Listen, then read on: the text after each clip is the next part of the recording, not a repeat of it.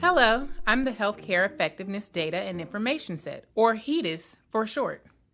I measure and improve healthcare by tracking the quality of care for 190 million people in the United States. That's 58% of the population. NCQA has managed and looked after me for almost 30 years. Recently, NCQA has started making some of the biggest upgrades in my history. My measures are going digital. Digital measures bring new ease and clarity to assessing quality. Here's why. For years, computer programmers who work for health plans have had to translate HEDIS measures into computer code that extracts healthcare information from databases. A big job. Because HEDIS measures have been written in words and not in computer code, the measures could be misinterpreted, especially by people new to reading quality measures. In fact, it looks like a software engineer is reading me right now. It might take them a while to understand me. Different programmers might understand me differently and program me differently. That's a problem because it makes it hard to compare results between plans.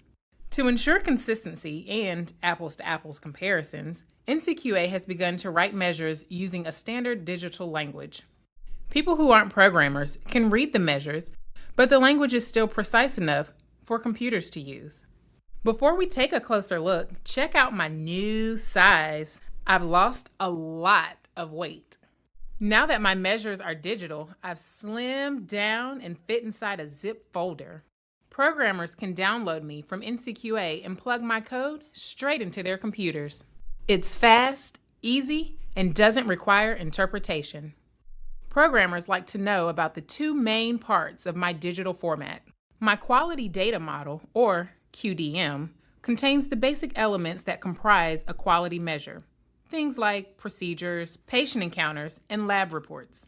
My CQL, or clinical quality language, is the logic that ties those elements together.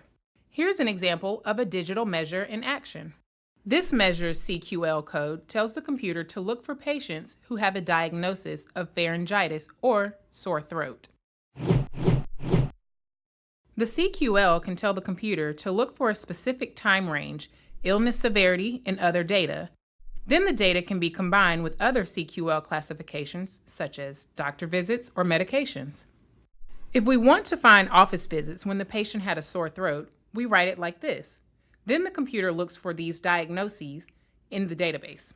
After a measure's data elements are written in CQL, they are translated into file formats that computers can use to calculate and report HEDIS results. So here's what's inside me, or my zip folder. A human-readable file. This makes me easily understood by people who aren't familiar with computer-coded files.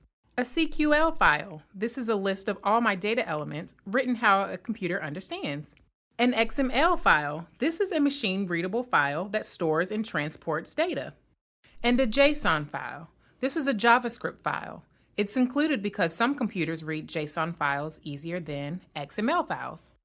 I can't wait to show off my digitalized measures to health plans and others who work with HEDIS. I know they'll like the new digital me. Going digital brings new ease and clarity to working with HEDIS.